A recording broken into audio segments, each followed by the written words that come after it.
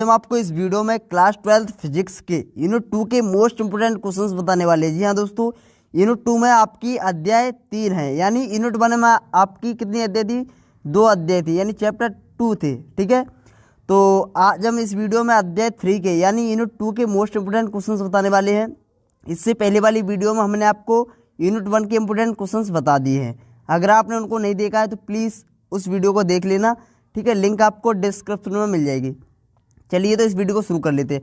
देखिए, ये जितने भी इंपोर्टेंट क्वेश्चंस रहेंगे वो 2022 यानी एमपी बोर्ड के जो 2022 में जो आखिर में बोर्ड एग्जाम होंगे या फिर जो 29 तारीख से आपके अर्धवार्षिक परीक्षा शुरू होने वाली है उसके लिए भी महत्वपूर्ण होने वाले हैं। ठीक है, तो आप इस वीडियो को कृपया करके शेयर करें ताकि सभी स्टूडेंट्स अपनी तैयारी कर सकें। और ठीक है, और डेली आपके लिए वीडियो आएगी, नो टेंशन रहें। चलिए, और 100% सफलता की गारंटी है। बेझिझक होकर आप इन प्रश्नों को याद करें। ठीक है, चलिए, अति महत्वपूर्ण प्रश्न है। देखिए, आप इन अगर प्रश्नों को याद कर लेते हो, जो हम unit by unit important question अगर आपको दे रहे हैं, अगर आप उनको याद कर लेते हो तो आप बोर्ड एग्जाम में 90+ नंबर आसानी से ला सकते हो। जी हाँ, तो कृपया आप भरोसा कीजिए, आप इन प्रश्नों को याद करिए एक बार। ठीक है, चलिए, तो देखिए, हम आपको बता दें कि इसमें से जो आपकी यूनिट 2 है ना, इसमें से कुल 10 नंबर के प्रश्न आने वाले हैं, जिसमें से 2 प्रश्न आएंगे आपके ऑब्जेक्टिव यानी 1 नंबर वाले, और 1 प्रश्न आएगा 2 नंबर का, और 2 प्रश्न आएंगे आपके 3-3 नंबर वाले। ध्यान रहे, ठीक है, 3-3 नंबर वाले आपके 2 प्रश्न आएंगे, 2 नंबर का आएगा 1 प्रश्न, और 1 नंबर वाला प्रश्न आएंगे 2, यानी 2 आएंगे आपके ऑब्जेक्टिव। तो इस वीडियो में हम आपको ऑब्जेक्टिव नहीं बताएंगे। ऑब्जेक्टिव आप कहाँ से देखना है, आपको लिंक डिस्क्रिप्शन में मिल जाएगी। ठीक है, ऑब्जेक्टिव की, तो आप वहाँ से अपने ऑब्जेक्टिव कंप्लीट कर सकते हो। हमने ऑब्जेक्टिव कंप्लीट करा दिए हैं, तो प्लीज़ आपको अगर ऑब्जेक्टिव पढ़ना है, 1 नंबर वाले प्रश्न पढ़ना है, तो आप डिस्क्रिप्शन में दी गई लिंक से पढ़ सकते हो। चलिए, तो आज की इस वीडियो को शुरू कर लेते हैं। देखिए, अंक 2 के लिए महत्वपूर्ण प्रश्न। इस वीडियो में अंक 2 के लिए और अंक 3 के लिए, दोनों के लिए महत्वपूर्ण प्रश्न देखेंगे। देखिए, अंक जो 2 में महत्वपूर्ण प्रश्न होंगे उनकी शब्द सीमा है वो 30 है, यानी आपको 2-3 लाइन में लिखना है, ज़्यादा मतलब बड़ा भी नहीं लिखना है, यानी छोटी छोटी डेफिनेशंस आएंगी बोर्ड परीक्षा में। ठीक है, तो आपको डेफिनेशंस याद करनी है इस यूनिट से। तो क्या डेफिनेशंस याद करनी है? इंपोर्टेंट डेफिनेशन कुछ हमने दे रखी है, तो इन्हीं में से आपके लिए बोर्ड परीक्षा में जो पेपर बनेगा वो आपको इन्हीं में से क्वेश्चंस देखने को मिल जाएगा उसमें। ठीक है, नो टेंशन रहे। देखिए, इसमें पहला प्रश्न है, तो पहला प्रश्न है विद्युत धारा से क्या तात्पर्य, समझाइए। तो यह जो प्रश्न है वो आपका स्टार वाला प्रश्न है, और जिस प्रश्न पर हम स्टार लगवाते हैं वह प्रश्न आपको सबसे पहले याद करना है, क्योंकि जो स्टार वाला प्रश्न है वो सबसे ज़्यादा महत्वपूर्ण प्रश्न रहेगा। ठीक है, चलिए, अगला प्रश्न है अनुगमन वेग किसे कहते हैं, या फिर यह इस नाम से भी आ सकता है अपवाह वेग किसे कहते हैं। ठीक है, तो अच्छे से तैयार करना। धारा घनत्व किसे कहते हैं, समझाइए। ओम का नियम लिखो, यह भी स्टार वाला प्रश्न, अच्छा प्रश्न आ सकता है 2 नंबर में।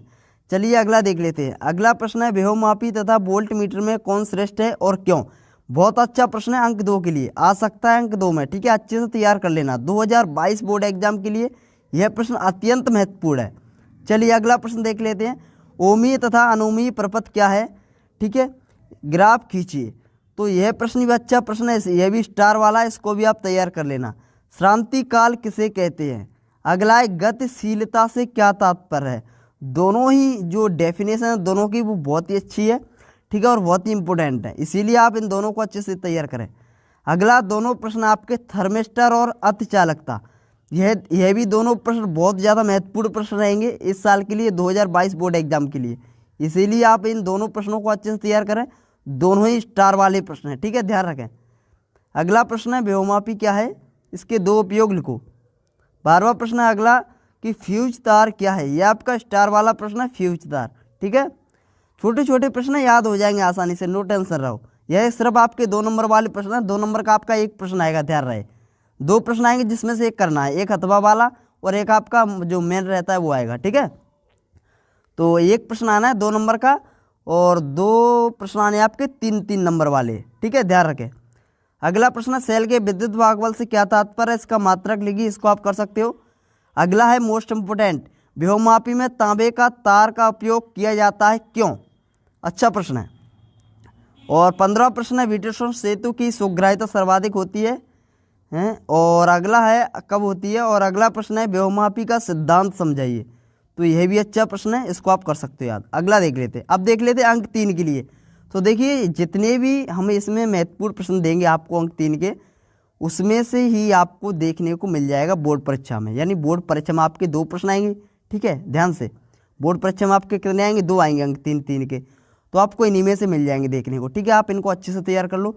अगर आप सभी तैयार कर लेते हो तो मतलब बिल्कुल डरो ही मत, ठीक है। यानी इन्हीं में से पक्का आ जाएगा, ठीक है, गारंटी के साथ कह सकता हूँ, विश्वास करो थोड़ा, ठीक है।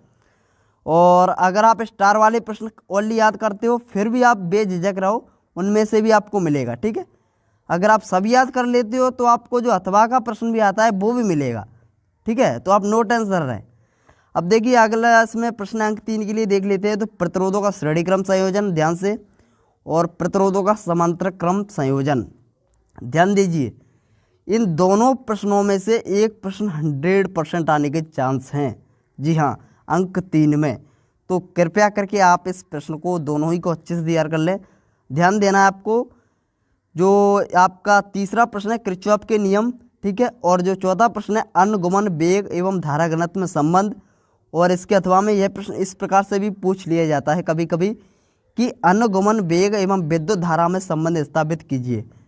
ध्यान दीजिए, जब आप अनुगमन वेग एवं धारा घनत्व में संबंध स्थापित करते हो तब उससे पहले आपको अनुगमन वेग एवं विद्युत धारा में संबंध स्थापित करना पड़ता है। उसके बाद ही आप इसमें रिलेशन निकाल सकते हो, यानी अनुगमन वेग एवं धारा घनत्व में, ठीक है।